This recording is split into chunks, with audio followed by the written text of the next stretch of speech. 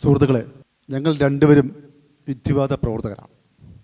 എന്നെക്കാളും വളരെ മുമ്പേ വിദ്യാർത്ഥി യുക്തിവാദ പ്രസ്ഥാനത്തിലേക്ക് വന്ന വ്യക്തിയാണ് ഋഷികുമാർ. റാഷണലിസ്റ്റ് സ്റ്റുഡൻസ് മൂവ്മെൻ്റ് എന്ന സംഘടന ഉണ്ടാക്കി പ്രവർത്തിച്ച കക്ഷിയാണ്. ഞാൻ തന്നെ യുക്തിവാദ രംഗത്ത് വന്നിട്ട് 30 വർഷത്തിൽ മുകളിലാവും. ഞങ്ങൾ വന്ന കാലം മുട്ട് യുക്തിവാദത്തിനെതിരെയുള്ള വിമർശനത്തിൽ പ്രധാനപ്പെട്ട വിമർശനം ഉണ്ടാകുന്നത്, യുക്തിവാദം ഒരു കേവല യുക്തിവാദമാണ്, യുക്തിവാദത്തിന് പ്രത്യയശാസ്ത്രങ്ങളില്ല, അത് കേവല യുക്തിവാദികളുടെ മാത്രം കൂട്ടങ്ങളാണ് എന്നൊക്കെ ആക്ഷേപങ്ങൾ അനുഭവിച്ചിട്ടുണ്ട്. പ്രത്യേകിച്ച് ഇടമുറയൊക്കെ മുന്നോട്ട് വയ്ക്കുന്ന ആശയങ്ങളോട് വ്യക്തമായ വിമർശനം ഉണ്ടായിട്ടുണ്ട്. അപ്പോഴൊക്കെ വന്ന ഒരു ചിന്തയാണ് യുക്തിവാദവും പ്രത്യയശാസ്ത്രവും എന്ന വിഷയത്തെക്കുറിച്ച് പലപ്പോഴും ചർച്ചയിലുണ്ടത്. ആ സമയത്ത് തന്നെ ഞങ്ങൾക്ക് എന്ന വിദ്യാഭ്യാസത്തിൽ ജോസഫ് ഇടംബർഗിൻ്റെ ഇപ്പം നേരത്തെ സജീവൻ അന്തിക്കാട് സംസാരിച്ച യുവാനവോ ഹരാരിയുടെ ചിന്ത പോലെ തന്നെയാണ് 1970കളിൽ ഇടംബർഗിൻ്റെ ഇൻ്റർനെറ്റ് ഉണ്ടാവും മുമ്പേ ഇടംബർഗിൻ്റെ യുക്തി ചിന്തയിലൊന്ന ഒരു മഹത്തായ സംഭവമാണ് ഈ യുക്തിവാദ രാഷ്ട്രം എന്ന പുസ്തകം. നമുക്ക് സ്വതന്ത്രമായി ചിന്തിക്കുവാൻ ഉള്ള ഒരു പ്രചോദനം നൽകിയത് ഈ പുസ്തകം തന്നെയാണ്. യുക്തിവാദം എന്നതിനെക്കുറിച്ച് ഇവിടെ ആർക്കും വിശദീകരിക്കേണ്ട ആവശ്യമില്ല. എന്നാൽ യുക്തിവാദം മുന്നോട്ട് വയ്ക്കുന്ന ഒരു പ്രധാനപ്പെട്ട മനുഷ്യൻ്റെ യുക്തി ചിന്തയാണ്. അത് ഹരാരിയെക്കുറിച്ച് ഇപ്പം പറഞ്ഞതുപോലെ തന്നെയാണ് മനുഷ്യൻ്റെ യുക്തി ചിന്ത. അതായത് കോമൺ സെൻസ് എന്ന ഒരു പുസ്തകത്തെ നിങ്ങൾക്ക് ഓർമ്മ കാണും. തോമസ് പെയിൻ എന്ന് പറഞ്ഞ മഹാനായ പണ്ഡിതൻ എഴുതിയ പുസ്തകമാണ്. ആ പുസ്തകമാണ് ലോകത്ത് ഈ പ്രവർത്തനങ്ങൾക്ക്, ഈ ഫ്രഞ്ച് വിപ്ലവമുള്ള കാരണമായത് ചരിത്രകാരന്മാർ രേഖപ്പെടുത്തിയിരിക്കുന്നു. തർക്കങ്ങളുണ്ടായിരിക്കാം, ചരിത്രകാരന്മാർ രേഖപ്പെടുത്തിയിരിക്കുന്നു. അങ്ങനെ മനുഷ്യൻ്റെ യുക്തി ചിന്ത എന്ന് പറഞ്ഞത് ആ രീതിയിലാണ്. അടുത്ത കാലത്ത് നമ്മളെ ന്യൂറോ സയൻസൊക്കെ ഡെവലപ്പ് ചെയ്തപ്പോൾ ബ്രെയിനിൻ്റെ പ്രത്യേക ഭാഗങ്ങളിലാണ് യുക്തിചിന്ത ഉണ്ടാകുന്നതിൻ്റെ ഒരു കാരണമെന്ന് മനസ്സിലാക്കുന്നു, ശാസ്ത്രം വിലയിരുത്തുന്നു. ഇതിനെ യുക്തിചിന്തയ്ക്ക് നമ്മൾ സ്വീകരിക്കേണ്ട മാർഗം ശാസ്ത്രത്തിൻ്റെ രീതിയാണ്. ശാസ്ത്രത്തിൻ്റെ രീതി അറിയാമല്ലോ, അത് പഠനങ്ങളുടെയും നിരീക്ഷണങ്ങളുടെയും ഗവേഷണങ്ങളുടെ അടിസ്ഥാനത്തിൽ നമ്മൾ തെളിവുകളുടെ അടിസ്ഥാനത്തിലാണ് നമ്മൾ മുന്നോട്ട് പോകുന്നത്. യുക്തിവാദം മുന്നോട്ട് വയ്ക്കുന്നത് അതാണ്. പ്രത്യയശാസ്ത്രങ്ങൾ എന്ന് പറയുന്നത് മിക്കവാറും സാമൂഹികമായ ഘടകങ്ങളാണ്, അത് സാമ്പത്തികമായ ഘടകങ്ങളാണ്, മിക്കവാറും മതപരവുമായ ഘടകങ്ങളാണ്. ഇതാണ് നമ്മൾ ഈ പല മേഖലകളിലും, പ്രത്യേകിച്ച് ഇടമറുക് പ്രവർത്തിച്ച കാലഘട്ടത്തിൽ EMS നമ്പൂതിരിപ്പാടും ഇടമറുകും തമ്മിലുള്ള സംവാദങ്ങളിലിടയിലാണ് യുക്തിവാദവും പ്രത്യയശാസ്ത്രവും എന്ന വിഷയങ്ങൾ ചർച്ച ചെയ്യപ്പെട്ടത്. അത് ഈ പുസ്തകത്തിൽ തന്നെ വ്യക്തമായി പറയുന്നുമുണ്ട്. അപ്പോൾ നമുക്ക് മുന്നോട്ട് വയ്ക്കാനുള്ള ഈ അടുത്ത കാലത്ത് സോഷ്യൽ മീഡിയയൊക്കെ വന്ന സമയത്ത് ഋഷികുമാർ ഈ വിഷയത്തിൽ സോഷ്യൽ മീഡിയയിൽ പോസ്റ്റുകൾ എഴുതിയിട്ടുണ്ടായിരുന്നു. അപ്പോൾ നമുക്ക് ഒരു യുക്തിവാദിക്ക് പ്രത്യയശാസ്ത്രം ആവശ്യമാണോ, അല്ലെങ്കിൽ ഒരു പ്രത്യയശാസ്ത്രമുള്ള യുക്തിവാദി മാത്രമേ പൂർണ്ണ യുക്തിവാദി ആവുകയുള്ളൂ, അല്ലെങ്കിൽ ഒരു പ്രത്യയശാസ്ത്രമുള്ള ആൾക്ക് അല്ലെങ്കിൽ യുക്തിചിന്ത, സ്വതന്ത്ര ചിന്തയോട് മുന്നോട്ട് പോകാൻ പറ്റുമോ എന്നൊക്കെയുള്ള ചോദ്യങ്ങൾ നമ്മുടെ സമൂഹത്തിൽ സംഘാടകരായ നമ്മുടെ സമൂഹത്തിലേക്ക് വയ്ക്കാറുണ്ട്. ഇതിനെക്കുറിച്ച് ഋഷികുമാറിൻ്റെ ഒരു നിരീക്ഷണം എന്താണ്? നമസ്കാരം. ഇടമറുകെ അനുസ്മരണത്തിലാണ് നമ്മളിന്ന് ഈ ചർച്ച നടത്തുന്നത്. അതുകൊണ്ട് തന്നെ അദ്ദേഹത്തിൻ്റെ ചിന്തകളുമായി ബന്ധപ്പെട്ട് ഈ കാര്യങ്ങൾ അവതരിപ്പിക്കാനാണ് ഞാൻ ആഗ്രഹിക്കുന്നത്. എന്താണ് യുക്തിവാദം എന്ന ചോദ്യത്തിന് ഒറ്റ വാക്കിൽ ഉത്തരം പറഞ്ഞാൽ, മുൻവിധിയില്ലാത്ത സ്വതന്ത്ര ചിന്തയാണ് യുക്തിവാദം എന്നാണ് നമുക്ക് പറയുന്നത്. അതായത് എന്ത് കാര്യങ്ങൾ പരിശോധിക്കുമ്പോഴും അന്വേഷണം നടത്തുമ്പോഴും നമുക്ക് യാതൊരു തരത്തിലുള്ള മുൻവിധിയും ഉണ്ടാകാൻ പാടില്ല എന്നാണ് പറയുന്നത്. ഇടമറുക് അദ്ദേഹത്തിൻ്റെ പൊതുജീവിതം തുടങ്ങുമ്പോൾ നമ്മളറിയപ്പെടുന്ന അത് ഒരു സുവിശേഷകനായിരുന്നു. പിന്നീട് അദ്ദേഹം കുറേ നാൾ കമ്മ്യൂണിസ്റ്റ് പാർട്ടിയുടെ പ്രവർത്തകനായി, RCPIയുടെ പ്രവർത്തകനാക്കിയായിട്ട് പ്രവർത്തിച്ചിരുന്നു. അക്കാലത്താണ് അദ്ദേഹം യുക്തിചിന്തയിലെ കാര്യങ്ങൾക്ക് മനസ്സിലാക്കുകയും അതിൻ്റെ പ്രവർത്തകനായി മാറുകയൊക്കെ ചെയ്തത്. പിന്നീട് അദ്ദേഹം മുഴുവൻ സമയ യുക്തിവാദിയായി മാറുകയും കമ്മ്യൂണിസ്റ്റ് പാർട്ടിയുടെ എല്ലാ ആശയങ്ങളെയും തിരസ്കരിച്ചുകൊണ്ട് യുക്തിചിന്തയുടെ മാത്രം, യുക്തിവാദത്തിൻ്റെ മാത്രം ആശയങ്ങൾ ഉയർത്തിപ്പിടിക്കുന്ന ഒരു നേതൃത്വമായി മാറുകയും ചെയ്തു. അങ്ങനെയാണ് ഇദ്ദേഹം നാഗേഷ്, എനിക്ക് മുമ്പ് സംസാരിച്ച നാഗേഷ് പറഞ്ഞതുപോലെയുള്ള ഈ യുക്തിവാദ പുസ്തകങ്ങൾ എഴുതുകയും അതിൻ്റെ പ്രധാനപ്പെട്ട ഒരു ആശയ സംഹിത എന്ന നിലയ്ക്ക് യുക്തിവാദ രാഷ്ട്രം എന്ന് പറയുന്ന ഈ പുസ്തകം എഴുതുകയും ചെയ്തു. ഈ യുക്തിവാദ രാഷ്ട്രം എന്ന് പറയുന്നത് നമുക്കൊരു വഴികാട്ടി മാത്രമാണ്. യഥാർത്ഥത്തിൽ ഒരു വേദഗ്രന്ഥം പോലെയുള്ള മാനിഫെസ്റ്റോ ഒന്നുമല്ല. നമുക്ക് നമ്മുടെ ചിന്ത എങ്ങനെ ഒരു സ്വതന്ത്ര ചിന്തയിലേക്ക് വരണമെന്നതിനെ സംബന്ധിച്ച് ചരിത്രപരമായ ഒരു വിശകലനം നടത്തുകയും അതിൻ്റെ രാഷ്ട്രീയവും സാംസ്കാരികവും സാമൂഹികമായ വിഷയങ്ങളൊക്കെ അപഗ്രഥിച്ചുകൊണ്ട് യുക്തിചിന്തയിൽ അധിഷ്ഠിതമായ ഒരു സാമൂഹിക വ്യവസ്ഥ, ഒരു രാഷ്ട്രീയ വ്യവസ്ഥ എങ്ങനെ കരുപ്പിടിപ്പിക്കാൻ സാധിക്കും, നിർമ്മിച്ചെടുക്കാൻ സാധിക്കും എന്നതിനെ സംബന്ധിച്ച് വളരെ ഗഹനമായ ഒരു പഠനഗ്രന്ഥമാണ് ഈ യുക്തിവാദ രാഷ്ട്രം എന്ന് പറയുന്നത്. അപ്പോൾ പ്രത്യയശാസ്ത്രത്തിൽ നിന്നും വിമുക്തമായ ഒരു സാമൂഹ്യ വ്യവസ്ഥയാണ് യഥാർത്ഥത്തിൽ യുക്തിവാദ രാഷ്ട്രം എന്ന് പറയുന്നത് ഉദ്ദേശിക്കുന്നത്. യുക്തിവാദികളിലെ ഒരു സാമൂഹ്യ വ്യവസ്ഥയെ സംബന്ധിച്ചുള്ള വിഭാവനം പ്രത്യയശാസ്ത്രങ്ങളിൽ നിന്ന് വിമുക്തമായ ഒരു ലോകമെന്നാണ്. എന്തുകൊണ്ടാണ് പ്രത്യയശാസ്ത്രങ്ങളിൽ നിന്ന് വിമുക്തമായ ഒരു ലോകം എന്ന സങ്കല്പം മുന്നോട്ട് വെക്കുന്നത്? പ്രത്യയശാസ്ത്രങ്ങൾ മനുഷ്യനെ പ്രത്യയശാസ്ത്രങ്ങളുടെ ഒരു തടവറയിലാക്കുന്നുണ്ട്. എല്ലാ പ്രത്യയശാസ്ത്രങ്ങളും സ്വാതന്ത്ര്യത്തെക്കുറിച്ച് നമുക്ക് ആത്യന്തികമായ മനുഷ്യൻ്റെ ആവശ്യമെന്ന് പറയുന്നത് സ്വാതന്ത്ര്യമാണ്. മറ്റെല്ലാ ആവശ്യങ്ങളും അതിന് താഴെയാണ്. മനുഷ്യൻ്റെ സ്വാതന്ത്ര്യം എന്ന് പറഞ്ഞാൽ വ്യക്തിയുടെ സ്വാതന്ത്ര്യമാണ്. വ്യക്തിയുടെ സ്വാതന്ത്ര്യത്തെ ഹനിക്കുന്ന, വ്യക്തിയുടെ സ്വാതന്ത്ര്യത്തെ വില കൊടുത്ത് വാങ്ങുന്ന ഒരു സംഹിതകളാണ് എല്ലാ പ്രത്യയശാസ്ത്രങ്ങളും. എന്തൊക്കെ മോഹന വാഗ്ദാനങ്ങൾ നൽകിയാലും ആ മോഹന വാഗ്ദാനങ്ങൾ നൽകി വരുന്ന എല്ലാ പ്രത്യയശാസ്ത്രങ്ങളും ആത്യന്തിക വിശകലനം നടത്തുമ്പോൾ അത് വ്യക്തിയുടെ സ്വാതന്ത്ര്യത്തെ ഹനിക്കുന്നു എന്ന കാര്യത്തിൽ സംശയമില്ല.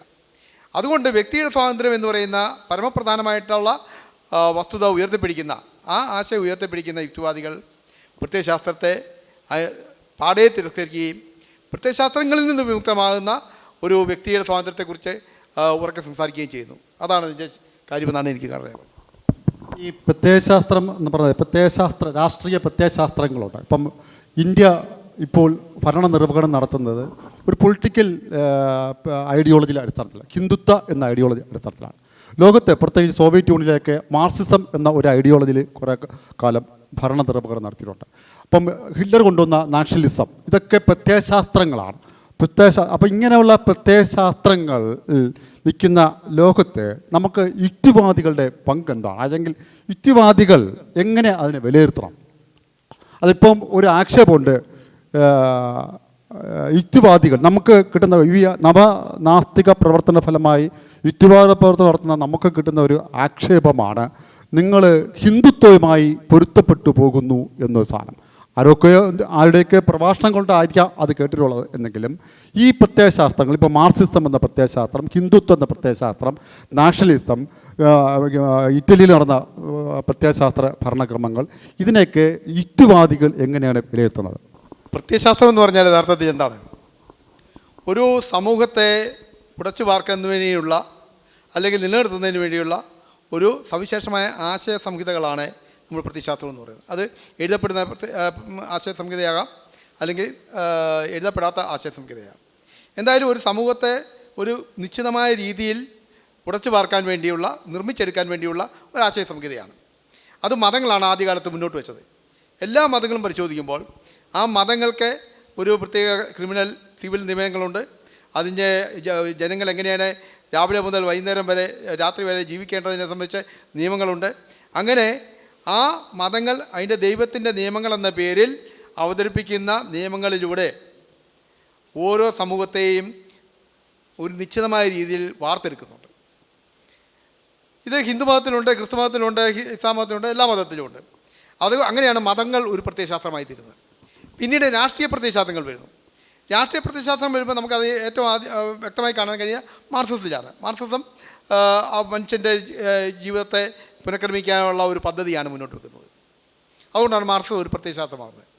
അതുതന്നെയാണ് നാസിസത്തിലൂടെ ഹിറ്റ്ലറും ഫാസിസത്തിലൂടെ മുസോളിനിയും മുന്നോട്ട് വെച്ചത്. ഇങ്ങനെയുള്ള പ്രത്യയശാസ്ത്രങ്ങൾ, അത് ഞാൻ പറഞ്ഞു വരുന്നത്, മതപ്രത്യയശാസ്ത്രങ്ങളുണ്ട്, രാഷ്ട്രീയ പ്രത്യയശാസ്ത്രങ്ങളുണ്ട്.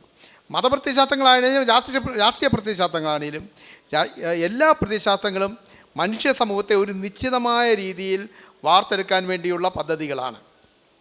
എന്നാൽ ആ പദ്ധതികളിൽ അവർ മുന്നോട്ട് വയ്ക്കുന്ന പ്രവർത്തന പരിപാടി എന്ന് പറയുന്നത് മനുഷ്യൻ്റെ വ്യക്തിയുടെ സ്വാതന്ത്ര്യത്തിന് വിലങ്ങ് ഏർപ്പെടുത്തുക എന്നുള്ളതാണ്. മതങ്ങൾ അതിൻ്റെ ഓരോ മതത്തെയും സംബന്ധിച്ച് പറയുമ്പോൾ ആ മതങ്ങൾ അതിൻ്റെ നിയമങ്ങളിലൂടെ വ്യക്തിയുടെ സ്വാതന്ത്ര്യത്തെ കൃത്യമായി ക്രമപ്പെടുത്തുകയും ഒരു പരിധിക്കുള്ളിലേക്ക് ചുരുക്കുകയും ആ പരിധിക്കുള്ളിൽ ചുരുങ്ങി നിൽക്കുന്ന, ആ മതത്തിന് കീഴ്പ്പെട്ട് നിൽക്കുന്ന ആ വ്യക്തികളിലൂടെ ആ സമൂഹത്തെ വാർത്തെടുക്കുകയും ചെയ്യുന്ന രീതിയാണുള്ളത്. ഇത് തന്നെയാണ് രാഷ്ട്രീയ പ്രത്യയശാസ്ത്രങ്ങൾ ചെയ്യുന്നത്. ഹിറ്റ്ലറുടെ കാര്യത്തിൽ അങ്ങനെ നമുക്ക് നോക്കാം. ഹിറ്റ്ലറുടെ പ്രത്യയശാസ്ത്രത്തിൻ്റെ, അതായത് നമ്മൾ നാസർ എന്ന് പറയുന്ന പ്രത്യയശാസ്ത്രത്തിൻ്റെ ആ പദ്ധതിയിലുള്ള രാഷ്ട്രം നിർമ്മിച്ചെടുക്കാൻ വേണ്ടി വ്യക്തികളുടെ സ്വാതന്ത്ര്യത്തെ ഹനിക്കുകയും വ്യക്തിയുടെ സ്വാതന്ത്ര്യത്തെ ക്രമപ്പെടുത്തുകയും ആ വ്യക്തിയുടെ സ്വാതന്ത്ര്യത്തെ ചുരുക്കിക്കൊണ്ട് ആ സമൂഹത്തിൻ്റെ ആ നിർദ്ദിഷ്ടമായ ഫാസിസ്റ്റ് സമൂഹത്തെ രൂപപ്പെടുത്താൻ ശ്രമിക്കുകയും ചെയ്യുന്നു. ഇത് തന്നെയാണ് മാർക്സിസവും ചെയ്തത്. മാർക്സിസം തൊഴിലാളി വർഗ സർവാധിപത്യത്തിലൂടെയുള്ള സോഷ്യലിസം, കമ്മ്യൂണിസ്റ്റ് വ്യവസ്ഥ എന്ന് പറയുന്ന ആ ആശയത്തിന് വേണ്ടി ആ മുഴുവൻ മനുഷ്യരുടെയും വ്യക്തി സ്വാതന്ത്ര്യത്തെ പാർട്ടിയുടെ സർവാധിപത്യം കീഴ്പ്പെടുത്തുന്നുണ്ട്. ഇത് ഹെഗൽ പറയുന്ന ഒരു കാര്യമാണ്. ഹെഗൽ പറയുന്നത് സമൂഹത്തിൻ്റെ പുരോഗതിക്ക് വേണ്ടി വ്യക്തിയുടെ സ്വാതന്ത്ര്യം ബലിയർപ്പിക്കണമെന്നാണ് ഹെഗൽ പറയുന്നത്. അപ്പോൾ പൊതുവായിട്ടുള്ള എല്ലാ പ്രത്യയശാസ്ത്രങ്ങളും അടിസ്ഥാന തത്വം എന്ന് പറഞ്ഞാൽ സമൂഹത്തിൻ്റെ, അതായത് നിർദ്ദിഷ്ടമായ പ്രത്യയശാസ്ത്രം വിഭാവനം ചെയ്യുന്ന സമൂഹത്തിൻ്റെ ആ നിർമ്മാണത്തിന് വേണ്ടി വ്യക്തിയുടെ സ്വാതന്ത്ര്യം ബലിയർപ്പിക്കണമെന്ന ആശയം തന്നെയാണ് എല്ലാ പ്രത്യയശാസ്ത്രങ്ങളും മുന്നോട്ട് വെക്കുന്നത്. അതുകൊണ്ട് യുക്തിവാദികളെ സംബന്ധിച്ച് വ്യക്തിയുടെ സ്വാതന്ത്ര്യം പരമപ്രദമായി അംഗീകരിക്കുന്നതുകൊണ്ട് യുക്തിവാദികൾ വ്യക്തിയുടെ സ്വാതന്ത്ര്യം ബലിയർപ്പിക്കുന്ന ഏതൊരു പ്രത്യയശാസ്ത്രത്തിനും ഏതൊരു രാഷ്ട്രീയ വ്യവസ്ഥയ്ക്കും എതിരാണ്. അതാണ് മതം മുതൽ മാർക്സിസം വഴിയുള്ള എല്ലാ പ്രത്യയശാസ്ത്രങ്ങൾക്കും എതിരായി യുക്തിവാദികൾ സംസാരിക്കാൻ കാരണം. കേരളത്തിലെ ഈ പ്രത്യയശാസ്ത്രം യുക്തിവാദം എന്ന ഒരു സംവാദത്തിൽ ഈ യുക്തിവാദ ആശയത്തെ, നേരത്തെ പറഞ്ഞ സ്വതന്ത്ര ചിന്ത ആശയത്തെ എതിർത്തുകൊണ്ട് പുസ്തകം എഴുതിയത് EMS നമ്പൂതിരിപ്പാടാണ്. അദ്ദേഹം എഴുതിയ പ്രധാനപ്പെട്ട പുസ്തകങ്ങളുണ്ട്. യുക്തിവാദവും, യുക്തിവാദികളും കമ്മ്യൂണിസ്റ്റുകളും, ബൂർഷോ യുക്തിവാദത്തിൽ നിന്ന് പരിസാഷ്ടിക ഭൗതികവാദത്തിലേക്ക് എന്നീ പുസ്തകങ്ങൾ ഉണ്ടെന്ന് കരുതുന്നു. എനിക്ക് മനസ്സിലാക്കാൻ കഴിഞ്ഞത് ഇടമറുകിൻ്റെ യുക്തിവാദ രാഷ്ട്രത്തിലെ EMSുമായ സംവാദത്തിൽ അദ്ദേഹം EMSൻ്റെ ആത്മകഥയെ കോട്ട് ചെയ്തുകൊണ്ട് പറയുന്നു, EMS 22ാമത്തെ വയസ്സിൽ യുക്തിവാദ സംഘത്തിൽ അംഗമായി എന്നാണ്. അതിൽ ഈ യുക്തിവാദ സംഘത്തിൽ പ്രവർത്തിച്ചുകൊണ്ടുള്ള സമയത്ത് P. കേശവദേവ് എന്ന കമ്മ്യൂണിസ്റ്റുകാരനും സാഹിത്യകാരനുമായിരുന്ന വ്യക്തിയുടെ യുമായിട്ടുള്ള സഹവർത്തിത്വത്തിൽ, സ്നേഹത്തിൻ്റെ അടിസ്ഥാനത്തിലും അദ്ദേഹത്തിൻ്റെ പ്രലോഭനങ്ങൾക്കും ആണ് അദ്ദേഹം സോഷ്യലിസ്റ്റ് ആശയങ്ങൾക്ക് പോയി എന്ന് EMSൻ്റെ ആത്മകഥയിലെ പേജ് 112 പറയുന്നതായിട്ട് ഇടമറുകിൻ്റെ പുസ്തകത്തിൽ രേഖപ്പെടുത്തുന്നുണ്ട്. തൃശ്ശൂർ സെൻറ്റ് തോമസ് കോളേജിൽ വിദ്യാർത്ഥിയും യുക്തിവാദിയുമായിരുന്ന EMS നമ്പൂതിരിപ്പാട് എന്ന 22കാരനായ യുവാവിനെ അങ്ങനെ കമ്മ്യൂണിസ്റ്റാക്കി എന്നാണ് ഇതിൽ വ്യക്തമാക്കുന്നത്. മനസ്സിലായില്ലേ? അപ്പം EMS ആദ്യം വരുന്നത് യുക്തിവാദി പ്രസ്ഥാനങ്ങളിൽ നിന്നാണ് വന്നെന്ന് ഇതിൽ ചരിത്രങ്ങൾ രേഖപ്പെടുത്തുന്നുണ്ട്. അപ്പം EMS മുന്നോട്ട് വെച്ച ഇതാണ് കേവല യുക്തിവാദം എന്ന ഒരു പദം. EMS തന്ന സംഭാവനയാണ് കേവല യുക്തിവാദം എന്ന സംഭവം. ഇന്നും നമ്മുടെ യുക്തിവാദ മേഖലകളിലെ വളരെയധികം വിമർശനം വയ്ക്കുന്ന കേവല യുക്തിവാദം എന്നൊരു പദം അതെങ്ങനെയാണ് മനസ്സിലാക്കാൻ പറ്റുന്നത്? അതായത് ഞാൻ മനസ്സിലാക്കുന്നത് കേവല യുക്തിവാദം എന്ന് വയ്ക്കുന്നത് അത് ഒരു ശുദ്ധമായ യുക്തിവാദം എന്നാണ്. സ്വതന്ത്ര ചിന്ത, വ്യക്തിയുടെ സ്വാതന്ത്ര്യം, ജനാധിപത്യം എന്നൊക്കെ മുന്നോട്ട് വയ്ക്കുന്ന ഒരു ആശയമാണ് യുക്തിവാദം എന്ന് പറയുന്നത്. അതിനെ ആക്ഷേപിക്കുന്ന രീതിയിലാണ് ഇത്തരം പദങ്ങൾ ഉണ്ടാകുന്നത്. യുക്തിവാദത്തിൻ്റെ പ്രാരംഭഘട്ടത്തിൽ ഇടമറുകിനെപ്പോലെയുള്ളവർക്ക് യുക്തിവാദ ആശയങ്ങളുമായി കടന്നു വരുമ്പോൾ അന്ന് യുക്തിവാദ ആശയവും കമ്മ്യൂണിസവും തമ്മിൽ ഇരട്ടവറ്റ ഒരു ആശയങ്ങൾ എന്ന നിലയ്ക്കാണ് രൂപപ്പെടുത്തി വന്നത്. അക്കാലത്ത് 1950കൾക്ക് ശേഷമുള്ള കാലത്ത് നിരവധി കമ്മ്യൂണിസ്റ്റുകാർ യുക്തിവാദികളായിരുന്നു. നിരവധി യുക്തിവാദികൾ കമ്മ്യൂണിസ്റ്റ് പ്രസ്ഥാനത്തിൽ പ്രവർത്തിച്ചിരുന്നു. അത് രണ്ടും അഭിന്നമായ ഒരു ആശയ സംഹിത എന്ന നിലയ്ക്കാണ് വളർന്നു വന്നത്. അക്കാലത്തൊന്നും കേവല യുക്തിവാദം എന്ന് പറയുന്ന ഒരു വാക്ക് ഉപയോഗിച്ച് യുക്തിവാദികളെ ആരും വിമർശിച്ചിരുന്നില്ല. കാരണം രണ്ടിലും മെമ്പർഷിപ്പുണ്ട്, രണ്ടിലും പ്രവർത്തിക്കുന്ന ആൾക്കാരായിരുന്നു. എന്നാൽ കുറേ കൂടി ആഴത്തിലുള്ള പരിശോധന നടത്തിയതിൻ്റെ അടിസ്ഥാനത്തിൽ യുക്തിവാദികൾ മെല്ലെ മെല്ലെ കമ്മ്യൂണിസ്റ്റ് പ്രസ്ഥാനത്തെ, കമ്മ്യൂണിസ്റ്റ് ആശയങ്ങളെ വിമർശിച്ചു തുടങ്ങിയപ്പോൾ അപ്പോഴാണ് കേവല യുക്തിവാദം എന്ന് പറയുന്ന ഒരു വിമർശനം, ഒരു വാക്കുപയോഗിച്ചുള്ള വിമർശനം തുടങ്ങിയത്. യഥാർത്ഥത്തിൽ ബ്രിട്ടനിലെ ഏറ്റവും പ്രശസ്തനായിട്ടുള്ള യുക്തിവാദി ബെർട്രാൻഡ് റസൽ 1920കളിൽ തന്നെ കമ്മ്യൂണിസത്തിനെതിരെ, കമ്മ്യൂണിസ്റ്റ് ആശയത്തിനെതിരെ, വൈദ്യാരി ഭൗതികവാദത്തിനെതിരെ ശക്തമായ വിമർശനം ഉന്നയിച്ചുകൊണ്ട് ലേഖനങ്ങൾ എഴുതിയിരുന്നു. അദ്ദേഹം യുക്തിചിന്തയെ കമ്മ്യൂണിസ്റ്റ് ആശയത്തിൽ നിന്നും വേർതിരിച്ചുകൊണ്ട് ശക്തമായ വിമർശനം ഉന്നയിക്കുകയും യുക്തിചിന്തയുടെ സ്വതന്ത്രമായ പാത വെട്ടിത്തെളിക്കുകയും ചെയ്തിരുന്നു. പക്ഷേ ആ ആശയം കേരളത്തിൽ വന്നത് 1960-കൾക്ക് ശേഷം മാത്രമാണ്. അതുകൊണ്ട് 60-കൾക്ക് ശേഷമാണ് കേരളത്തിൽ യുക്തിവാദികൾ കമ്മ്യൂണിസ്റ്റ് ആശയങ്ങൾക്ക് മേൽ വിമർശനം ഉന്നയിച്ചു തുടങ്ങിയത്. 1980-കളായപ്പോൾ അത് രൂക്ഷമായി തീരുകയും കമ്മ്യൂണിസ്റ്റുകളും യുക്തിവാദികളും തമ്മിലുള്ള ഒരു ഡയലോഗ്, ഒരു ആശയ സംവാദം അതിരൂക്ഷമായി സാംസ്കാരിക മേഖലയിൽ അനുഭവപ്പെടുകയും ചെയ്തു. ഒരു വശത്ത് EMS യുക്തിവാദികളെ വിമർശിക്കുന്നു, മറുവശത്തെ ഇടമാർഗ കമ്മ്യൂണിസ്റ്റ് ആശയത്തെ വിമർശിക്കുന്നു. ഈ രീതിയിലേക്ക് കാര്യങ്ങൾ വന്നത് 1980-കളിൽ. ഞാനൊക്കെ യുക്തിവാദി പ്രസ്ഥാനത്തേക്ക് 1984 കാലത്തെ യുക്തിവാദി പ്രസ്ഥാനത്തേക്ക് വന്ന ആളാണ്.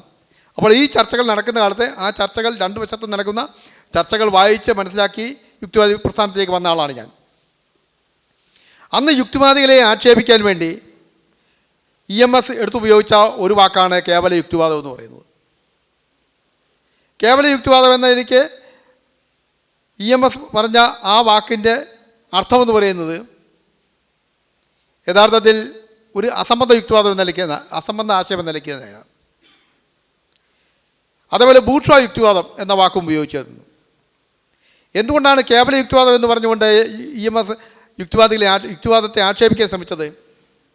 EMS അതിന് പറഞ്ഞ വൈരുദ്ധ്യാരി ഭൗതികവാദം അംഗീകരിക്കുന്നവർ ശരിയായ യുക്തിവാദികളും തൊഴിലാളി വർഗ യുക്തിവാദികളും, ആ വൈരുദ്ധ്യാരി ഭൗതികവാദം അംഗീകരിക്കാത്തവർ കേവല യുക്തിവാദികളും എന്നാണ് പറഞ്ഞത്. പ്രശ്നം അവിടെ വൈരുദ്ധ്യാരി ഭൗതികവാദമാണ്. പിന്നീട് യുക്തിവാദികൾ തൊഴിലാളി വർഗം എന്ന് പറയുന്ന കൺസെപ്റ്റ് അംഗീകരിക്കാതെ വരികയും അതുപോലെ തന്നെ വർഗസമരം എന്ന് പറയുന്ന കൺസെപ്റ്റ് അംഗീകരിക്കാതെ വരികയും തൊഴിലാളി വർഗ സർവാധിപത്യം എന്ന് പറയുന്ന കൺസെപ്റ്റ് അംഗീകരിക്കാതെ വരികയും ചെയ്തപ്പോൾ ആ യുക്തിവാദം, അതായത് തൊഴിലാളി വർഗസങ്കല്പത്തെയും വർഗസമരത്തെയും തൊഴിലാളി വർഗ സർവാധിപത്യത്തെയും തള്ളിക്കളയുന്ന യുക്തിവാദം ബൂർഷകളോട് ചേർന്ന് നിൽക്കുന്ന യുക്തിവാദമാണ് എന്ന് പറഞ്ഞുകൊണ്ട് ബൂർഷ്വാ യുക്തിവാദം എന്ന് പറയുന്ന മറ്റൊരു ആക്ഷേപ വാക്കും EMS എടുത്ത് ഉപയോഗിക്കുകയുണ്ടായി. അപ്പോൾ യഥാർത്ഥത്തിൽ കമ്മ്യൂണിസത്തിൻ്റെ പക്ഷത്ത് നിൽക്കാത്തവരെയെല്ലാം യുക്തിവാദികൾ ആണെങ്കിൽ പോലും അവരെ ആക്ഷേപിക്കുന്ന നിലപാടാണ് EMS എടുത്ത് ഉപയോഗിച്ചത്. അന്ന് പ്രധാനപ്പെട്ട ഒരു വ്യത്യാസമായി പറഞ്ഞിരുന്ന വൈരുദ്ധ്യാരി ഭൗതികവാദം, അത് റാവുഡി വെങ്കിരാജി എന്ന് പറയുന്ന അന്ന് ദേശീയ തലത്തിലുള്ള ഒരു യുക്തിവാദി നേതാവ്, അദ്ദേഹം വൈരുദ്ധ്യാരി ഭൗതികവാദം എന്തുകൊണ്ട് സയൻറ്റിഫിക് അല്ല എന്ന് പറഞ്ഞ ഒരു ചെറിയ പുസ്തകം എഴുതുകയുണ്ടായി. പിന്നീട് 1984 കാലത്ത് കൊച്ചിയിൽ നടന്ന ഒരു ദേശീയ സമ്മേളനത്തിൽ അദ്ദേഹം ഒരു സെമിനാറിൽ ഈ വിഷയം അവതരിപ്പിക്കുകയും ചർച്ച നടത്തുകയും ചെയ്തു. അങ്ങനെയാണ് കേരളത്തിൽ വൈരുദ്ധ്യാരി ഭൗതികവാദം എന്ന് പറയുന്ന വിഷയത്തെ അധികരിച്ചുള്ള ചർച്ചയുണ്ടാവുന്നത്. അപ്പോൾ കേവല യുക്തിവാദികൾ എന്ന് പറയുന്ന ഒരു വാക്കുകൊണ്ട് ആക്ഷേപിക്കപ്പെട്ട യുക്തിവാദികൾ വൈരുദ്ധ്യാരി ഭൗതികവാദത്തെ തള്ളിക്കളഞ്ഞു. കാരണം അത് അശാസ്ത്രീയമാണ് എന്ന കാരണത്താൽ അതിനെ തള്ളിക്കളഞ്ഞു. പകരം അവർ ഉപയോഗിക്കുന്ന ടൂൾ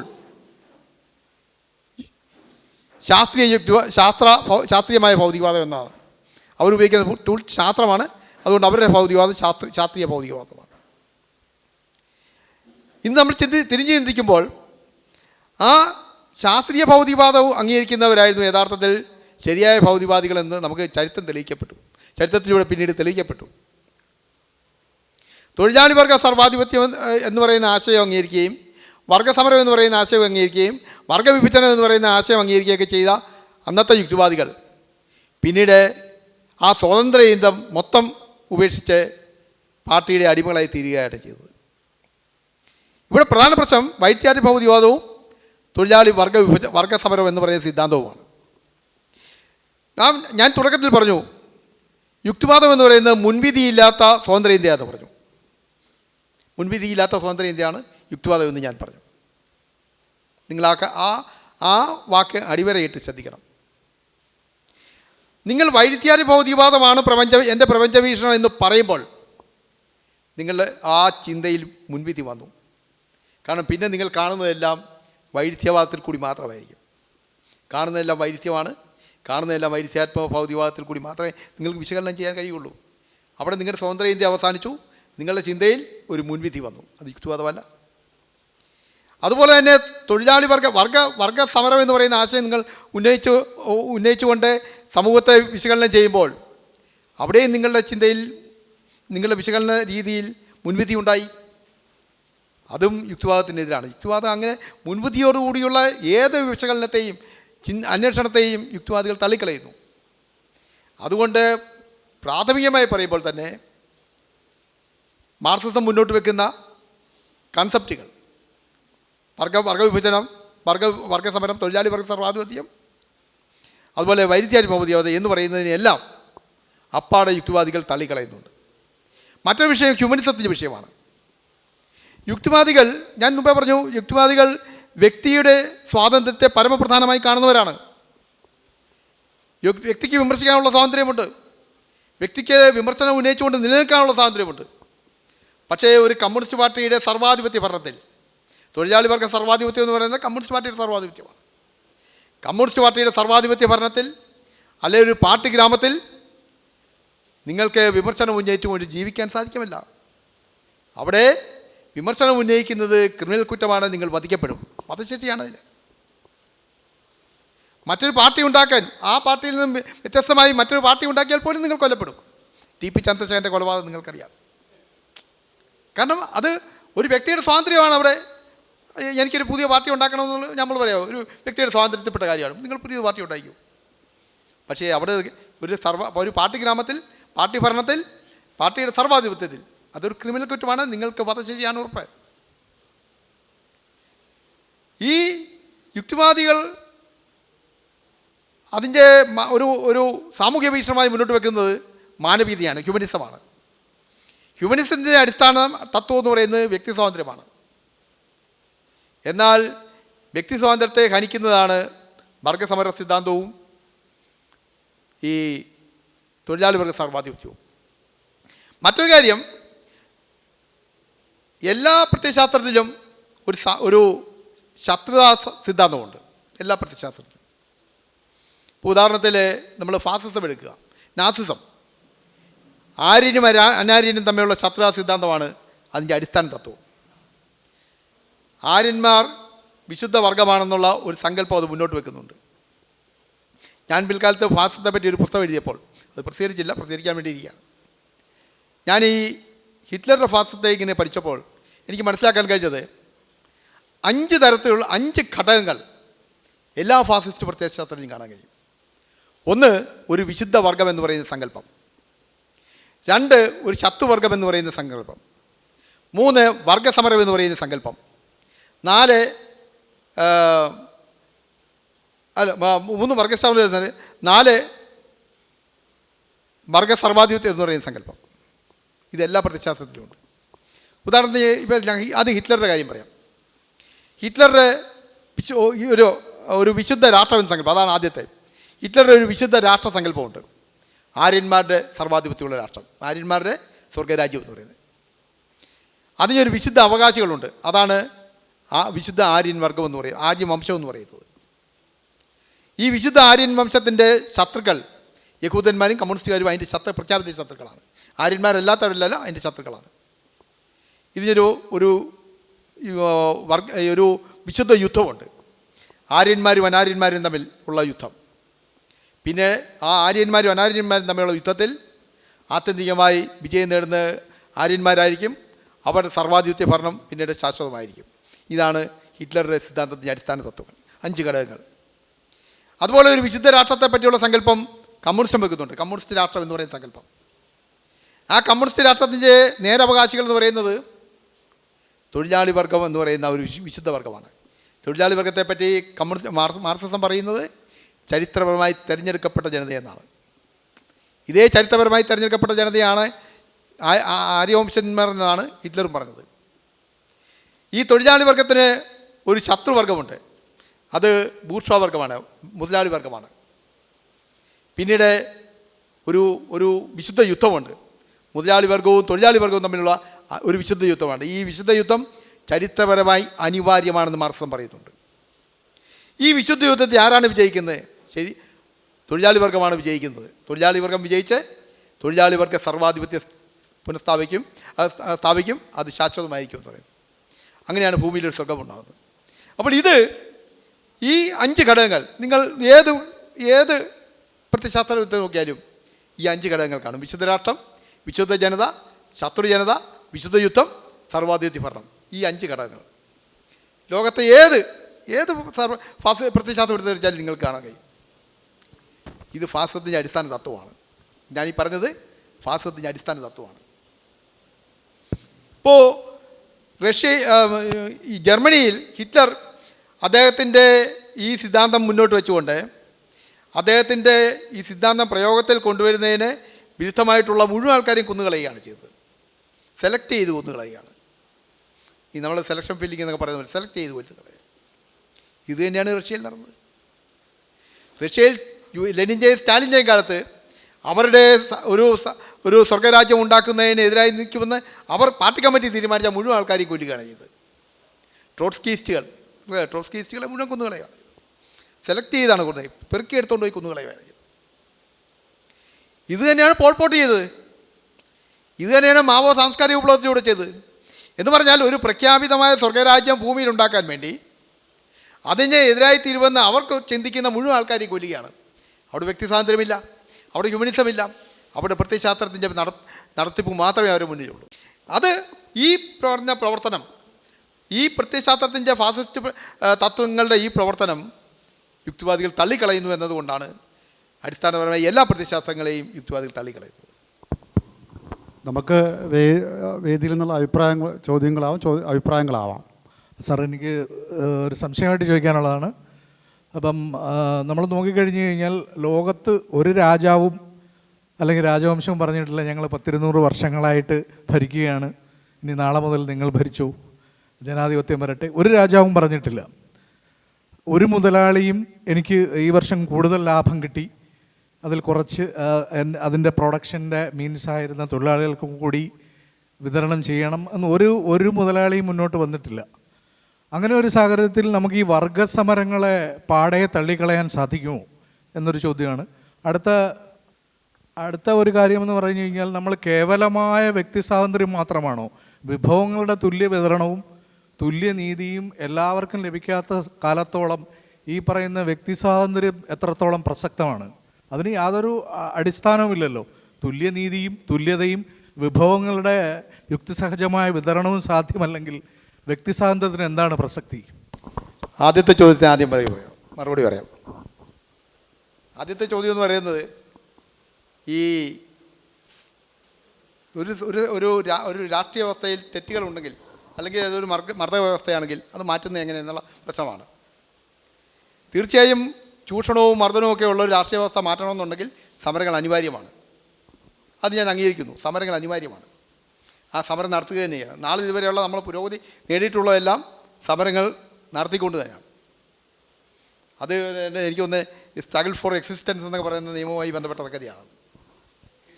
എന്നാൽ പറയുന്നത് എന്നാൽ നിങ്ങൾ ഒരു സിദ്ധാന്തം ഉണ്ടാക്കുമ്പോൾ തന്നെ ഒരു ശത്രുവിനെ കാണുകയും ആ ശത്രുവിനെ കൊല്ലുക എന്ന് പറയുന്ന ഒരു പ്രീ പ്ലാൻ നിങ്ങൾ കയ്യിൽ വെച്ചുകൊണ്ട് നിങ്ങൾ സമരം ചെയ്യുന്ന സമരമല്ല. ഇപ്പം നിങ്ങൾ ഹിറ്റ്ലർ ചെയ്തത് തെറ്റാന്ന് പറയുന്നുണ്ട്. എന്തുകൊണ്ടാണ്? കമ്മ്യൂണിസ്റ്റുകളെയും യഹൂദന്മാരെയും കൊന്നു. തെറ്റല്ലേ? തെറ്റാണ്. പക്ഷേ സ്റ്റാലിൻ 1 കോടി ആൾക്കാരെ കൊന്നു. തെറ്റാണോ? അതുപോലെ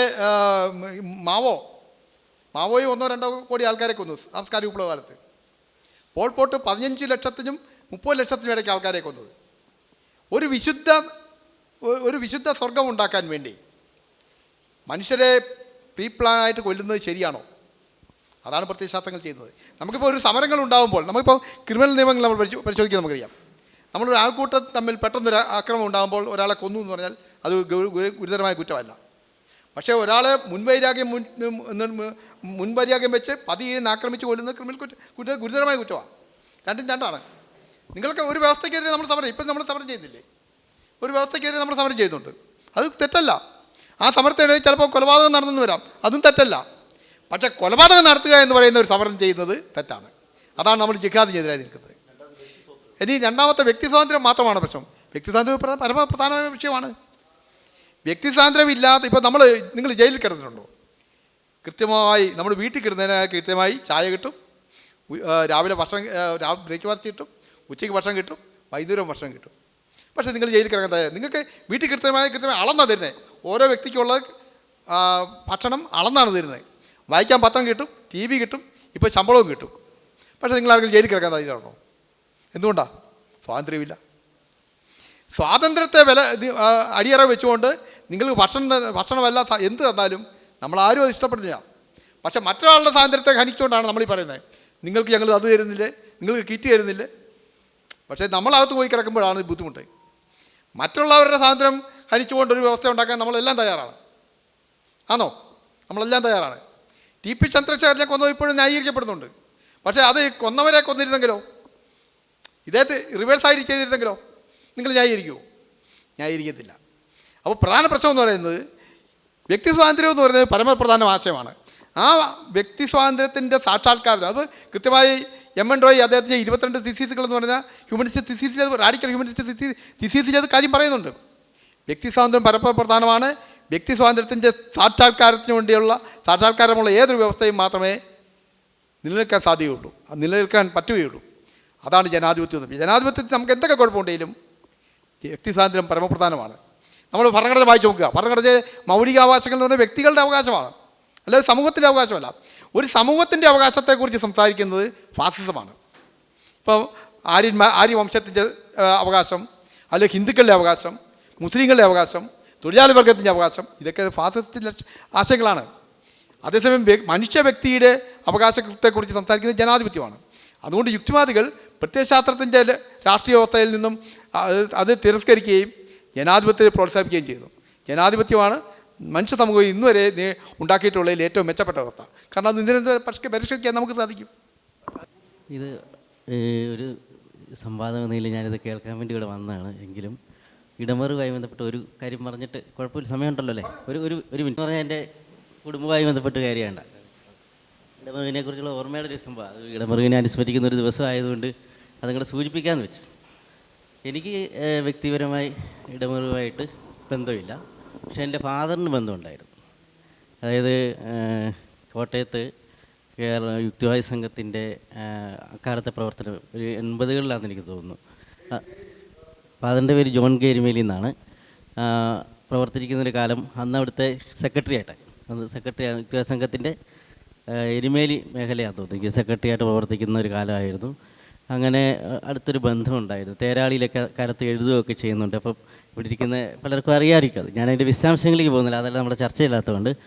എങ്കിലും കൊടുങ്കാറ്റ് ഉയർത്തിയ കാലം എന്ന് പറയുന്ന ആ ഒരു പുസ്തകത്തിൽ ഈ കാര്യം പറയുന്നുണ്ട്. അന്നത്തെ പ്രവർത്തനത്തെക്കുറിച്ച് ഇടമറ് പറയുന്നുണ്ട്, അന്നത്തെ ആ കാലത്തെ കുറിച്ച് പറയുന്നുണ്ട്. അപ്പം പറയാൻ കാര്യം ഈ നേരത്തെ ഇവിടെ സൂചിപ്പിച്ച പോലെ ഇടമറുക് പലപ്പോഴും ഈ സ്വതന്ത്ര ചിന്തയുടെയോ അല്ലെങ്കിൽ അത്തരത്തിലുള്ള യുക്തിവാദ രാഷ്ട്ര സങ്കല്പങ്ങൾ പറയുന്നതിനെ സംബന്ധിച്ച് കത്തുകൾ ഇവർ തമ്മിൽ എൻ്റെ ഫാദറുമായിട്ട് കത്തുകൾ അയക്കാറുണ്ടായിരുന്നു. അത് ഡൽഹിയിലായിരുന്ന സമയത്ത് കത്തുകൾ അയക്കുമ്പോൾ അപ്പോൾ എൻ്റെ ഫാദർ അതിന് ശേഷം ഇടതുപക്ഷ പ്രസ്ഥാനവുമായി ചേർന്ന് പ്രവർത്തിക്കുന്ന ഒരു ഘട്ടമാണ്. അപ്പം ഞാൻ പറഞ്ഞ ഇത് ഞാൻ വായിക്കുന്നുണ്ട് ഇങ്ങനെ ഇവർ തമ്മിലുള്ളൊരു സംഭാഷണം. പക്ഷേ ഇടമറുകിൻ്റെ പ്രത്യേകമായിട്ട് അന്ന് എന്നോട് പറഞ്ഞിട്ടുള്ളൊരു കാര്യം എന്ന് പറഞ്ഞാൽ എത്ര വിമർശനമുണ്ടെങ്കിലും അതിനെ വളരെ സഹിഷ്ണുതയോടെ കേൾക്കുകയും മറുപടിയും പറയുന്ന ഒരു വ്യക്തിയായിരുന്നു ഇടമറുകെന്ന് പറഞ്ഞിട്ടുണ്ട്. കാര്യം എത്ര മാത്രം വേണം വിമർശിക്കാം, നമുക്ക് ഒരു പ്രശ്നമില്ല, അത് കേൾക്കുകയും അത് തിരിച്ചതേപോലെ സൗഹൃദം നിലനിർത്തിക്കൊണ്ട് തന്നെ മറുപടി പറയുകയൊക്കെ ചെയ്യുന്ന ഒരാളായിരുന്നു എന്ന് പറഞ്ഞിട്ടുണ്ട്. ഞാൻ ഇടമറുകിൻ്റെ കാര്യം അവിടെ കൊണ്ട് അവസാനിപ്പിക്കുകയാണ്.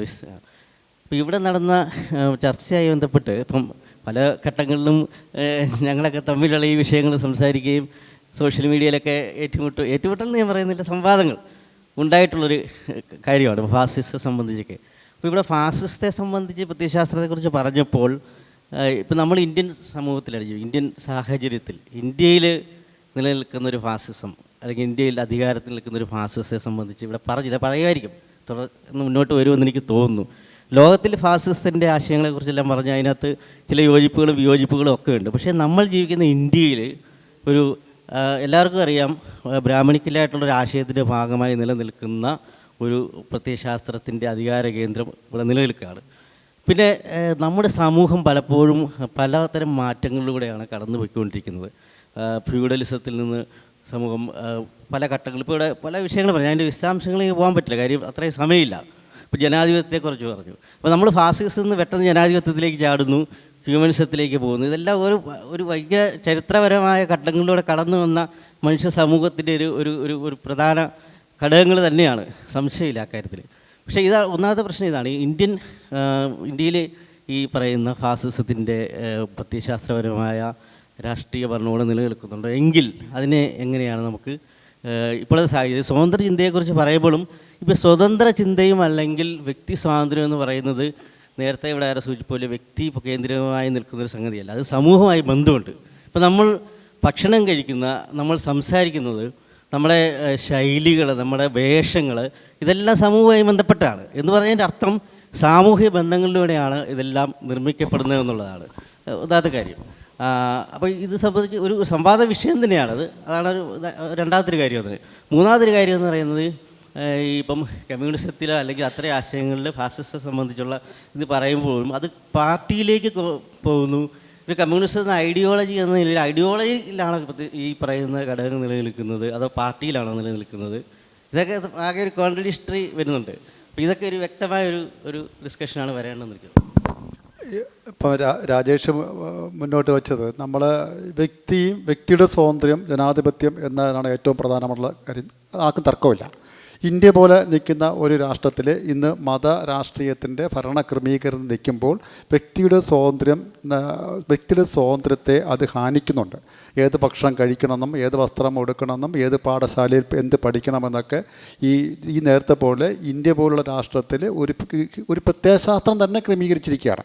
അതാണ് നമുക്ക് ഹിന്ദുത്വ എന്ന ഈ പ്രത്യയശാസ്ത്രം നമ്മുടെ നാട്ടിൽ ഈ വളരെ ശക്തമായി കൊണ്ടുപോകുന്ന കാലഘട്ടത്തിൽ നമ്മളെ പോലുള്ള സ്വതന്ത്ര ചിന്തകൾ, ജനാധിപത്യത്തിന് വേണ്ടി വാദിക്കുകയും പ്രവർത്തിക്കുകയും ചെയ്യുന്ന സ്വതന്ത്ര ചിന്തകൾ, യുക്തിവാദികൾ അതിനെങ്ങനെയാണ് കാണേണ്ടത്, അതിനെങ്ങനെയാണ് നമ്മൾ അതിനെ പ്രവർത്തിക്കേണ്ടത്, അതിനെങ്ങനെയാണ് പ്രതിരോധിക്കേണ്ടത്? ആദ്യമേ രാജേഷിൻ്റെ കാര്യം. അദ്ദേഹം ഇപ്പോൾ ചോദിച്ച ആൾ രാജേഷ് കെ എരുമേലിയാണ്. അദ്ദേഹത്തിൻ്റെ പിതാവ് CPIML ലിബറേഷൻ്റെ സംസ്ഥാന സെക്രട്ടറി ആയിരുന്ന ജോൺ കെ എരുമേലി മരിച്ചുപോയി. അദ്ദേഹം ആദ്യകാലത്ത് യുക്തിവാദി സംഘത്തിൻ്റെ പ്രവർത്തനം, വളരെ പ്രാചീന 10-50 കാലത്തൊക്കെ യുക്തിവാദി സംഘത്തിൻ്റെ പ്രവർത്തനമായിരുന്നു. അതും കൂടെ ഒന്ന് പറഞ്ഞിട്ട് ഈ ചോദ്യത്തിന് മറുപടി പറയാം. അന്ന് ശബരിമല മകരവിളക്കും പരുന്തുപറക്കലും എന്ന് പറയുന്നൊരു ഇടമറുക എഴുതിയ പുസ്തകമുണ്ട്. ആ പുസ്തകത്തിൽ ഈ ജോൺ കെ എരുമേലിയെ പറ്റി സവിസ്തരം പറയുന്നുണ്ട്. അന്ന് ഈ ഇടമറുകൊക്കെ ജനയൂത്തിൽ എഴുതുന്ന കാലമാണ്. ഇടമറുക് ജനയൂത്തിൽ എഴുതുന്നു. പിന്നെ ഏറ്റിക്കോവിൻ്റെ ലേഖനങ്ങൾ ജനയൂത്തിൽ വിവർത്തനം ചെയ്ത് പ്രസിദ്ധീകരിക്കുന്നു. ആ കാലത്ത് ഈ ശബരിമല ആയി ബന്ധപ്പെട്ട കുറേ വിവാദങ്ങളുണ്ടാവുകയും അന്ന് ശബരിമലയിൽ അവിടുത്തെ ഒത്തിരി കാര്യങ്ങളിൽ അത്ഭുതം നടക്കുന്നു എന്ന് പറയുന്ന ചർച്ചകളുണ്ടാവുകയും മകരജ്യോതി തെളിയിക്കുന്ന ഒരു അത്ഭുതമാണെന്ന് പറയുകയൊക്കെ ചെയ്ത വിവാദം ഉണ്ടായപ്പോൾ ഈ പേട്ട തുള്ളുന്നതിന് മുന്നോടിയായി എരുമേലിയിൽ പരുന്ത് പറക്കുന്നു എന്ന് പറയുന്ന ഒരു അത്ഭുതം ഉണ്ടാകുന്നു എന്ന് പറഞ്ഞു. അന്ന് കാമ്പിശ്ശേരി കരുണാകരൻ പറഞ്ഞു, ശരി, അത് നമുക്കൊന്ന് പരിശോധിക്കാമെന്ന് പറഞ്ഞ് ഒരു നിർദ്ദേശം വെക്കുകയും അങ്ങനെ ഇടമറുക് എരുമേലിയിൽ പോയി ഒരാഴ്ച താമസിക്കുകയും അന്ന് ഇടമറുകിൻ്റെ കൂടെ ഈ പരീക്ഷണം നടത്താൻ പോയത് ജോൺ കെ എരുമേലിയാണ്. ഇവർ രണ്ടും കൂടെ ഒരാഴ്ചക്കാലം ആ എരുമേലി ടൗണിൽ നിരീക്ഷണം നടത്തി. അവർക്ക് എന്നിട്ട് ഒരു പരുന്ത് ഡയറി തയ്യാറാക്കി. ഓരോ ദിവസവും ആകാശത്തെ ഏതൊക്കെ സമയത്ത് എത്ര പരുന്തുകളെ കാണുന്നു എന്ന് പറയുന്ന ഒരു ഡയറി തയ്യാറാക്കി. ഈ പേട്ടകെട്ട് നടക്കുന്ന ദിവസവും എത്ര മണിക്കൊക്കെ പരുന്തുകൾ കാണുന്നു എന്ന് എഴുതി, ഡയറിയിൽ എഴുതി. ഈ ഡയറിയിലെ വിവരങ്ങൾ പിന്നീട് ആസ്പദമാക്കി ജനയൂത്തിൽ ലേഖനവും എഴുതി. അങ്ങനെ അതിൽ നിന്നും അവിടെ സർവ്വസാധാരണമായി എല്ലാ സമയത്തും പരുന്തുകൾ കാണാറുണ്ടെന്നും പേട്ടകെട്ടിന് മുന്നോടിയായി മാത്രം പ്രത്യക്ഷപ്പെടുന്ന ഒരു അത്ഭുതമല്ല എന്നും അതിലൂടെ തെളിയിക്കപ്പെട്ടു. അന്നത്തെ ആ വെല്ലുവിളി ഏറ്റെടുത്തുകൊണ്ടുള്ള പരീക്ഷണത്തിൽ പങ്കെടുത്ത ആൾ ഈ ജോൺ കെ എരുമേലിയാണ്, അദ്ദേഹത്തിൻ്റെ പിതാവാണ്.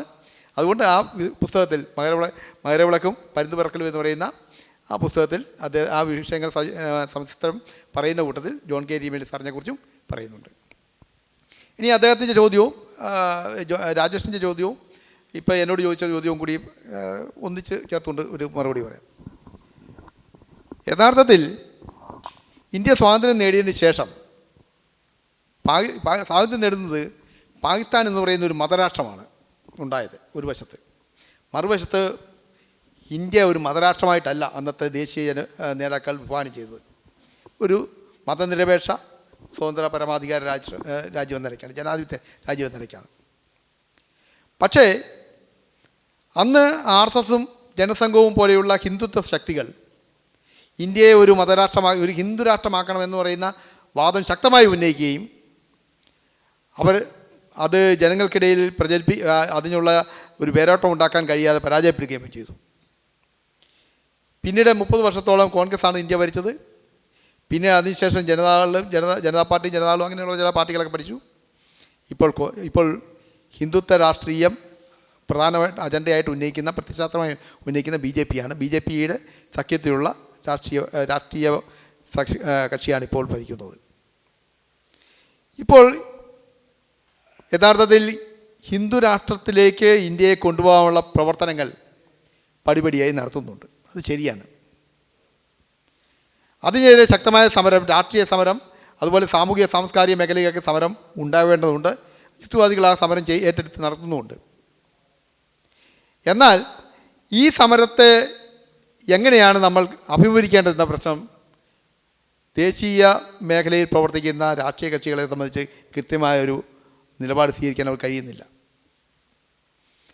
ഇപ്പോഴും നമുക്ക് മനസ്സിലാകാം, ദേശീയ രംഗത്ത് ഈ ഹിന്ദുത്വത്തിൻ്റെ അധിഷ്ഠിതമായിട്ടുള്ള രാഷ്ട്രീയ വ്യവസ്ഥയുടെ ആ ഭരണക്രമത്തെ താഴെ ഇറക്കാൻ കഴിയുന്ന ഒരു യൂണിറ്റി ഇന്ത്യയിലെ രാഷ്ട്രീയ കക്ഷികൾക്ക് ഉണ്ടാകുന്നില്ല. കാരണം അത് മാത്രമല്ല അവരുടെ ലക്ഷ്യം.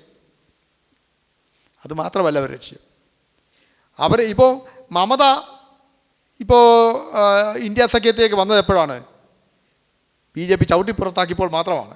അതിനു മുമ്പ് അവർ ഈ ഇന്ത്യ സഖ്യത്തെ വിമർശിച്ചുകൊണ്ടിരിക്കുകയായിരുന്നു. കേരളത്തിലെ ഇന്ത്യ സഖ്യത്തിലുള്ള 2 കക്ഷികളാണ് കേരളത്തിൽ പ്രതിപക്ഷമായും ഭരണപക്ഷമായും നിൽക്കുന്നത്. അപ്പോൾ അതിലെ ഒരു കക്ഷി രാഹുൽ ഗാന്ധിയെ വളരെ മ്ലേച്ഛമായിട്ടാണ് ആക്ഷേപിക്കുന്നത്. ഇതാണ് അവസ്ഥ. യഥാർത്ഥത്തിൽ സാമൂഹിക സാംസ്കാരിക രാഷ്ട്രീയ മേഖലകളിൽ ഹിന്ദുത്വ രാഷ്ട്രീയത്തിനെതിരെ അതിശക്തമായ സമരങ്ങൾ ഒന്നിച്ചുണ്ടാവേണ്ടതാണ്. ഇതുണ്ടാവുന്നില്ല. ഒരു വശത്തെ ജാതിയുടെ പേരിൽ നിരവധി അക്രമങ്ങൾ നടക്കുന്നു. ഈ കഴിഞ്ഞ ദിവസം ഉണ്ടായി ഒരു താഴ്ന്ന ജാതിക്കാരനെ തല്ലിക്കൊന്നു എന്ന് പറയുന്ന വാർത്ത പല ഗ്രാമങ്ങളിലെല്ലാം നടന്നു. ബീഫ് കൊണ്ടുപോയി എന്നതിൻ്റെ പേരിൽ പശുവിനെ അറുത്ത് കൊണ്ടുപോയി എന്നതിൻ്റെ പേരിൽ മുസ്ലിങ്ങളും ആക്രമിക്കപ്പെടുന്നുണ്ട്. പക്ഷേ ഇതിനൊക്കെ എതിരെയുള്ള ഒരു വലിയ സമരനിര ഉണ്ടാകുന്നില്ല എന്നുള്ളത് വലിയ പ്രശ്നമാണ്. അത് യുക്തിവാദികൾ കണ്ടില്ല എന്ന് പറഞ്ഞാൽ യുക്തിവാദികൾ ആ വിഷയം സജീവമായി ഉയർത്തുന്നുണ്ട്. പക്ഷേ ഈ വിഷയത്തിൽ സജീവമായ ഒരു സമരം ഉണ്ടാക്കിക്കൊണ്ട് ഒരു യൂണിറ്റിയിലുള്ള ഒരു സമരം ഉണ്ടാക്കാൻ ദേശീയ പ്രതിപക്ഷത്തിൽ നിൽക്കുന്ന രാഷ്ട്രീയ കക്ഷികൾ പരാജയപ്പെടുന്നുവെന്ന് വസ്തുത നാം മനസ്സിലാക്കണം. ഇപ്പോൾ തന്നെ PM ശ്രീയുമായി ബന്ധപ്പെട്ട കാര്യം, PM ശ്രീ എന്ന് പറയുന്നത് സംഘപരിവാറിൻ്റെ അജണ്ട നടപ്പിലാക്കുന്ന ഒരു വിദ്യാഭ്യാസ പ്രോഗ്രാമാണ്. അതിൽ ആദ്യം ഒപ്പിട്ട ആരാണ്? ആദ്യം ഒപ്പിട്ടവർ തന്നെയാണ് ഇപ്പോൾ അതിനെതിരെ സമരം ചെയ്തത്. ആ അവസ്ഥയാണ് യഥാർത്ഥത്തിൽ. ഇപ്പോൾ തമിഴ്നാട് സർക്കാർ പറഞ്ഞു PM ശ്രീ ഞങ്ങൾ നടപ്പിലാക്കുക എന്ന് പറഞ്ഞു. അതുപോലെ പറയാൻ നമുക്ക് കഴിയുന്നില്ല. കാരണം എന്താ? അതിന് പല പ്രശ്നങ്ങളുണ്ട്. തമിഴ്നാട് സർക്കാരിനെ സംബന്ധിച്ച് PM ശ്രീയിൽ നടപ്പിലാക്കില്ല എന്ന് പറയുമ്പോൾ അവർ ഫണ്ട് തടഞ്ഞു വെച്ചാൽ ആ ഫണ്ട് അവരുടെ വിദ്യാഭ്യാസ പ്രവർത്തനങ്ങൾ നടത്തിക്കൊണ്ട് പോകാനുള്ള ഫണ്ട് തമിഴ്നാട് സർക്കാരിന് ഉണ്ടാക്കാൻ കഴിയും. കേരളത്തിൽ ഈ കള്ള് കച്ചവടം അല്ലാതെ വേറെന്താ ഉള്ളത്? കേരളത്തിൽ നമ്മുടെ വ്യവസായ മേഖല, വാണിജ്യ മേഖല മുഴുവൻ തകർന്ന് കിടക്കുകയാണ്. സ്വയം പര്യാപ്തമല്ല, കാർഷിക മേഖല തകർന്ന് കിടക്കുകയാണ്. കേന്ദ്ര സഹായം ഉണ്ടെങ്കിൽ മാത്രമേ കേരളത്തിൽ നിലനിൽക്കാൻ കഴിയുള്ളൂ.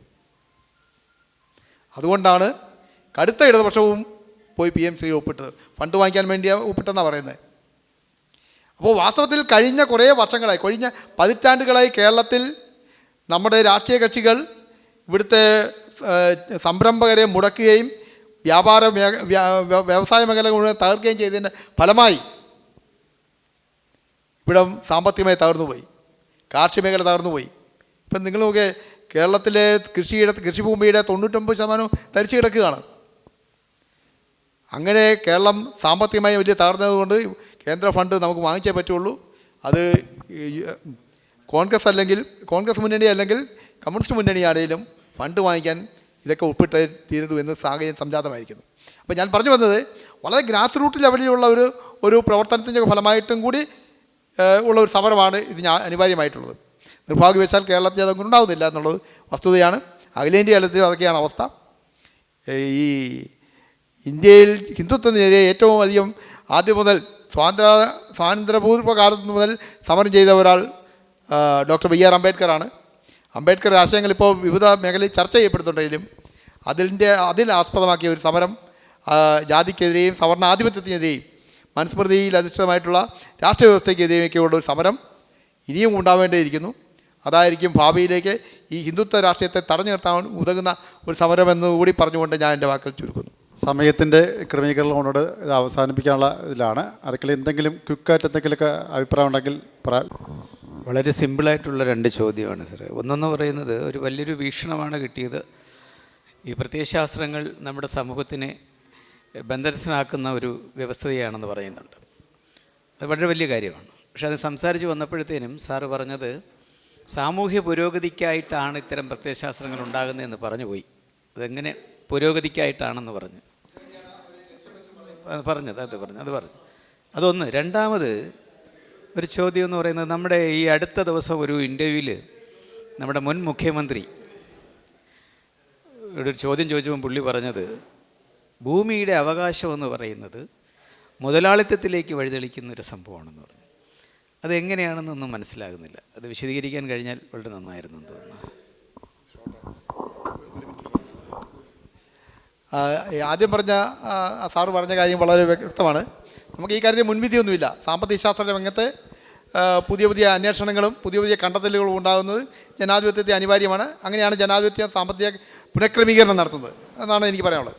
രണ്ടാമത് സാറ് പറഞ്ഞത് എല്ലാ പ്രത്യയശാസ്ത്രങ്ങളും ആദ്യം ഉണ്ടാകുന്നത് വലിയ വലിയ ലക്ഷ്യങ്ങൾ പറഞ്ഞുകൊണ്ടാണ്, പുരോഗതിയൊക്കെ പറഞ്ഞുകൊണ്ടാണ്. പിന്നീട് വളരെ പെട്ടെന്നാണ് അവർ വളരെ പ്രതിലോഭ ശക്തിയായി മാറുന്നത്. വളരെ പെട്ടെന്നാണ് ഈ പ്രതിലോഭ ശക്തിയായി തീരുമ്പോഴാണ് അവർ സമഗ്രാധിപത്യം സ്ഥാപിക്കുന്നത്. പിന്നെ രണ്ടാമത്തെ കാര്യം സാർ പറഞ്ഞത് അത് ഭൂമിയുടെ മേലുള്ള അവകാശത്തിൻ്റെ പ്രശ്നമാണ്. ഭൂമിയുടെ മേലുള്ള അവകാശം മുതലാളിത്തത്തിലേക്ക് വലിയിരിക്കും എന്നുള്ള എല്ലാ ആശയങ്ങൾ ഇപ്പോൾ പ്രചരിപ്പിക്കപ്പെടുന്നുണ്ട്. യഥാർത്ഥത്തിൽ ഭൂമിയുടെ മേലുള്ള കുത്തക അവകാശത്തെ സംബന്ധിച്ചായിരിക്കും അവർ പറയുന്നത്. അത് ഫ്യൂഡൽ ബന്ധങ്ങളുമായി ബന്ധപ്പെട്ട ചില കാര്യങ്ങളാണ് അവർ ഉദ്ദേശിക്കുന്നതെന്ന് തോന്നുന്നത്.